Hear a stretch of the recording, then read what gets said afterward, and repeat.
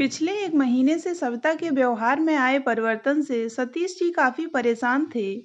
उन्हें कुछ समझ नहीं आ रहा था कि आखिर बात क्या है।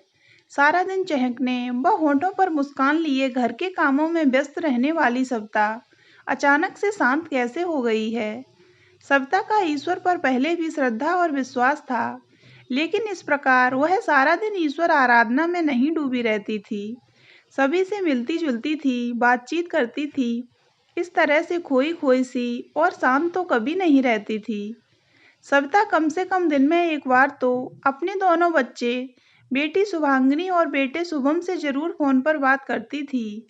बेटी शुभांगिनी का ब्याह जबलपुर में हुआ था, लेकिन वह सागर में रहती थी क्योंकि उसका पति हरीश और वह दोनों सागर विश्वविद्यालय में असिस्टेंट प्रोफेसर थे। और उनकी एक बेटी भी थी जिसका नाम हर्षिता था। बेटा शुभम और उसकी पत्नी आरती बेंगलुरु में एक आईटी कंपनी में थे। उनका भी एक बेटा था, अंश। इधर सविता की चुप्पी सतीश जी को बेहद बेचैन कर रही थी और उधर सविता इस दुविधा में थी कि वह किस प्रकार अपने मन की व्यथा सतीश जी के संग साझा करे। सविता नहीं चाहती थी कि वह सतीश जी को उस सच्चाई से अवगत कराए जिसे सुनकर उन्हें दुख हो या उनके मन को ठेस पहुंचे। सविता असमंजस में पड़ गई थी कि वह सतीश जी से कैसे कहे कि जिन बच्चों पर वह अपनी जान छिड़कती थी, उनके एक फोन कॉल पर वह सब कुछ छोड़ छाड़ कर उनके पास दौड़ी चली जाती थी। आज उन्हीं बच्चों को अपने ही माता पिता की उपस्थिति खलने लगी है। उनके प्यार और दुलार को वे सिरदर्द समझते हैं। सविता अक्सर सतीश जी को अकेला छोड़कर कई दिनों के लिए अपने बेटे या फिर बेटी के पास उनके बच्चों को संभालने के लिए चली जाया करती थी और सतीश जी भी कभी उसे मना नहीं करते थे। भले ही सविता की अनुपस्थिति में उनका काम बढ़ जाता था, ऑफिस के साथ ही घर का काम भी उनके सिर पर आ जाता था। सविता के बेटा बहू व बेटी दामाद दोनों वर्किंग थे और उन्हें जब भी सविता की मदद की आवश्यकता पड़ती, बेटा बेटी अपनी अपनी जरूरत के हिसाब से सविता को अपने पास बुला लिया करते थे। पिछले महीने जब सतीश जी सेवानिवृत्त हुए थे तो पूरा परिवार इकट्ठा हुआ था। बेटा बहू, बेटी दामाद और उनके बच्चे सभी आए थे। यह देखकर सविता और सतीश जी दोनों को यह सोचकर अति प्रसन्नता हुई थी कि आज के ज़माने में जहाँ बच्चे अपने माता पिता को बोझ समझते हैं, वहीं उनके बच्चे उनका कितना ख्याल रखते हैं। सविता अपनी सखियों के मध्य कभी भी यह कहने से नहीं चूकती थी कि मेरे बच्चे मेरा अभिमान हैं। सतीश जी से तो वह अक्सर कहती, अभी तो मैं मेरे बच्चों के पास उनकी ज़रूरत के हिसाब से जाती हूँ, लेकिन आपके रिटायरमेंट के बाद हम दोनों बच्चों के पास ही चलकर रहा करेंगे। तब सविता को कहाँ पता था कि उसके अपने बच्चों का विचार उनके प्रति ऐसा है। सतीश जी के रिटायरमेंट पार्टी के बाद बेटी दामाद अपने घर जा चुके थे। बेटा बहू भी जाने की तैयारी में लगे थे। बहू आरती को नारियल के लड्डू बेहद पसंद हैं। यही सोचकर जब सविता अपने हाथों से नारियल के लड्डू बनाकर एक टिफिन में लेकर उनके कमरे के करीब पहुंची ही थी कि वह दरवाजे पर ठिठक गईं। आरती अपने पति शुभम से कह रही थी, देखो अब हमें मम्मी जी की जरूरत नहीं है। अंश अब बड़ा हो गया है, तुम उन्हें साथ चलने को मत कहना, क्योंकि अब वो अकेली नहीं, उनके साथ पापा जी भी चलेंगे। पापा जी रिटायर जो हो गए हैं। तुमने देखा ना, तुम्हारी बहन ने कैसे बड़ी चालाकी से मम्मी जी को यह कहकर टरका दिया कि मम्मी अब आप यहाँ पापा के ही साथ रहिए, पापा को आपके साथ की ज़रूरत है। तभी शुभम बोला, हाँ मुझे मालूम है, मैं मम्मी पापा को साथ चलने के लिए नहीं बोलूँगा। यह सुनकर सविता के पैरों तले जमीन खिसक गई। उसके दिल को जोरदार धक्का लगा और वह पूरी तरह से टूट गई। बेटा बहू और बेटी दामाद ने उसके प्यार और जज्बातों का फायदा उठाया, यह सोचकर सविता ने चुप्पी साध ली थी। बेटा बहू और बेटी दामाद ने उसके प्यार और जज्बातों का फायदा उठाया, यह सोचकर सविता ने चुप्पी साध ली थी। एक रोज सुबह सुबह सविता ने सतीश जी से कहा, मुझे आश्रम ले चलिए, मैं सत्संग में जाना चाहती हूँ। यह सुनकर सतीश जी ने भी बगैर कुछ कहे हामी भर दी, यह जानते हुए कि सविता को आश्रम और सत्संग में कोई खास रुचि नहीं है। दोनों तैयार होकर शहर से दूर स्थित एक आश्रम में सत्संग एवं मन की शांति ढूंढने के लिए निकल पड़े। सविता अपने चित्त को शांत करने के लिए कार में भी भजन सुनने लगी। सतीश जी बिना कुछ कहे चुपचाप कार ड्राइव करते रहे। शहर से काफी दूर हाईवे पर निकल आने के बाद भी सविता चुप ही रही। तभी अचानक कार बंद हो गई। काफी कोशिशों के बावजूद वह स्टार्ट ही नहीं हुई।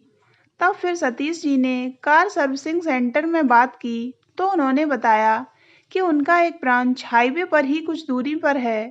थोड़ी ही देर में मैकेनिक पहुंच जाएगा, तब तक वो वहां इंतजार करें।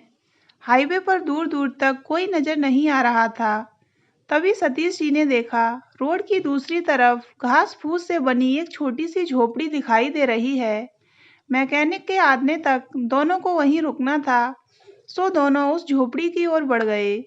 झोपड़ी पर पहुंचे तो वहां एक बूढ़ी औरत मिली जो स्टोव पर दूध उबाल रही थी।